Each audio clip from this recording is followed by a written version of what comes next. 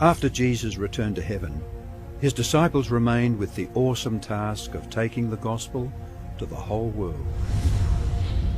Filled with the Holy Spirit, these men and women proclaimed the message they had received with boldness and power, reaching out to all corners of the then known world. But it was not without great opposition, first from the Jews, then from the Roman state.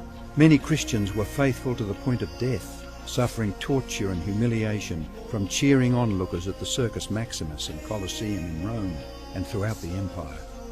However, the blood of the martyrs only paved the way for the further spread of the gospel. After years of persecution by the Roman emperors, one of them, Constantine, professed conversion to Christianity in 312 AD. Now Christianity became popular, but it resulted in many pagan practices and symbols entering the church, particularly in Rome. The Bishop of Rome assumed more and more power and authority and began to oppose and oppress all who recognized Jesus alone as the head of the church and who accepted the Bible alone as the supreme authority. To escape this increasing persecution, God's true people withdrew to the wilderness areas of Europe. In northern Italy, the Waldenses took refuge in the mountains. While many were slain, the light continued to shine in the darkness. God was still in control, and he began to raise up men like Wycliffe, Huss, Tyndale, Luther, Calvin and Zwingli to stand for his truth. They stood for the Bible alone, faith alone and Christ alone.